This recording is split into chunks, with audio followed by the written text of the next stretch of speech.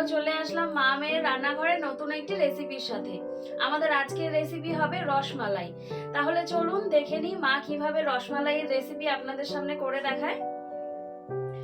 রসমালাই বানানোর জন্য তো ছানা লাগবেই। আর এই যে দেখুন, এখানে আমি ছানা নিয়েছি। ছানা থেকে খুব ভালো করে আমি জল ছাড়িয়ে নিয়েছি। আর এইখানে রয়েছে 500 গ্রাম দুধের ছানা। খুব ভালো করে এবারে আমি ছানাটা মেখে নেব।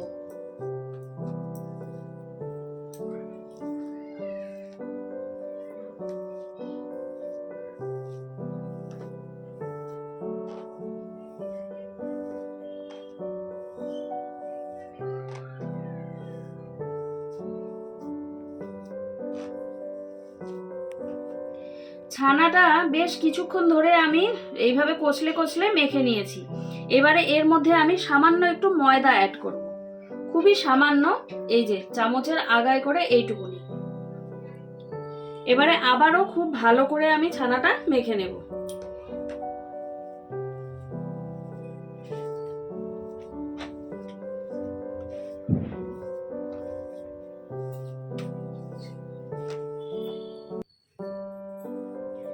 ছানাটা কিন্তু বেশ ঘষে ঘষে এইভাবে করে মেখে নিতে হবে। মাখা যত ভালো হবে রসমালাইয়ে গিয়ে কিন্তু ছানা ততটাই ভালো ফুলবে।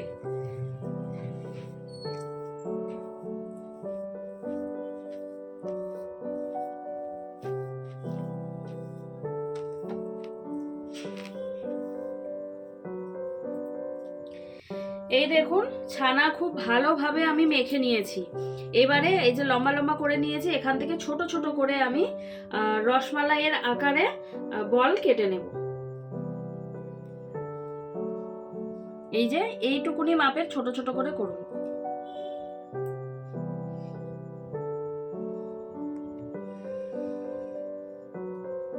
এইভাবেই আমি প্রত্যেকটা কেটে নেব।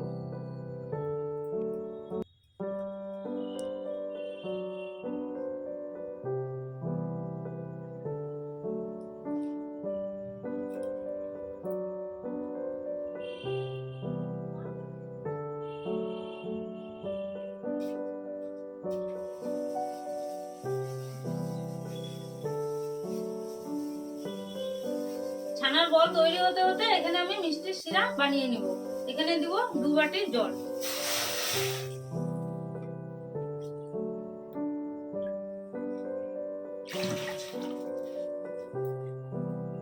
এখানে তো 2 বাটি জল দিয়েছি, আমি 1 বাটি চিনি দিয়ে দিব।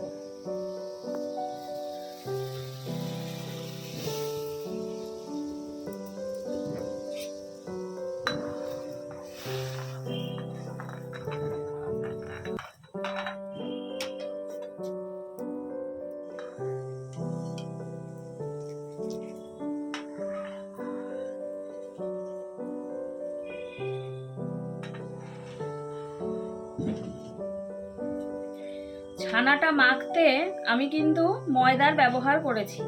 আপনারা চাইলে ময়দার জায়গায় কর্নফ্লাওয়ার কিংবা অ্যারারুট ব্যবহার করতেই পারেন। প্রায় সবগুলোই হয়ে এসেছে, এই যে এই কয়েকটা বাকি। আমার শিরা হয়ে গেছে, এবারে ছানার বলগুলো আমি ছেড়ে দেবো।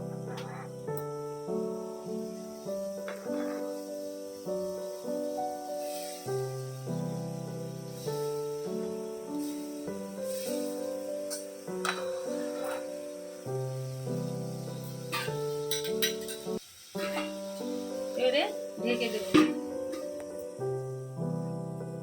ছানার বলগুলো তো ছেড়ে দিয়ে ঢেকে দিয়েছি, এবারে ঢাকনা তুলে দেখে নেব একবার।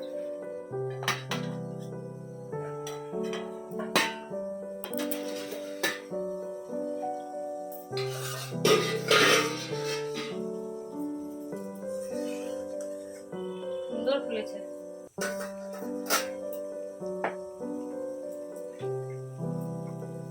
এবারে এটাকে একটু ঠান্ডা জল খাওয়াবো।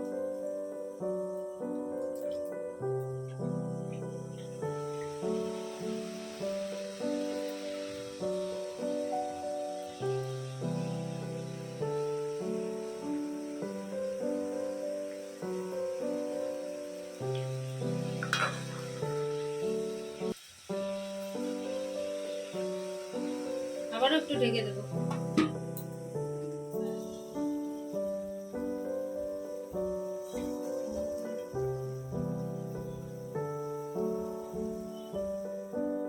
মিনিট হয়ে গেছে, আমার রসগোল্লাও হয়ে গেছে ইসের জন্য। তো এখন আমি নামিয়ে নিচ্ছি রসমালাইয়ের রসগোল্লা।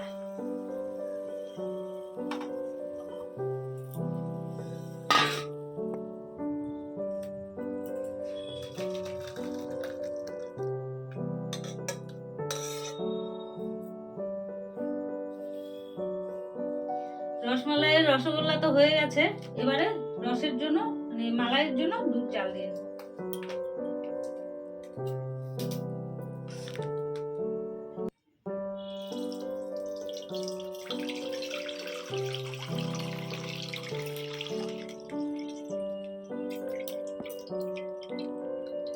পাঁচশো গ্রাম দুধের ছানা বানিয়েছিলাম, আর 500 গ্রাম দুধ এখানে জালে বসিয়েছি। আর এই 1 প্যাকেট দুধ আমি ক্ষীর করার জন্য দিয়ে দেব। রসমালাইয়ের দুধটা তো ঘন হবে, এই 1 প্যাকেট দুধ আমি তুলে নেব। এখানে 4টা এলাচ দিয়ে দিচ্ছি।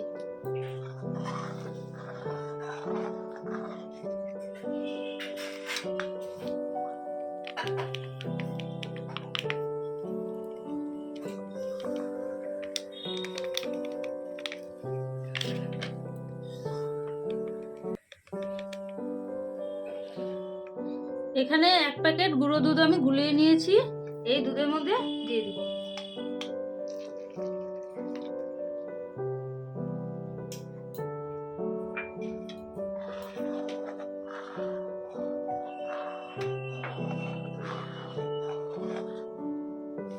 এখানে তো আমি ক্ষীর বানানোর জন্য 500 গ্রাম দুধ নিয়েছি, আর এখানে হাফ বাটিরও কম, মানে 1 বাটির কম, হাফ বাটির একটু বেশি চিনি দিয়ে দেব।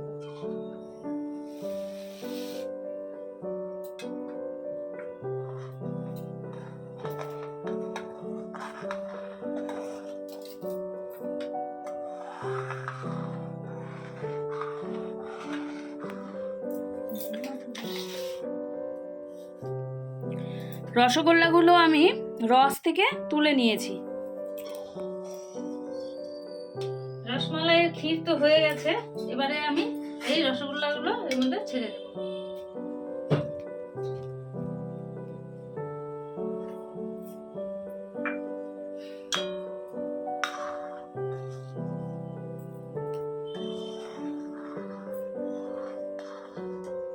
আবারও 8 থেকে 10 মিনিট জাল দিয়ে নেব। আমি এই এলাচগুলো দিয়ে নেব।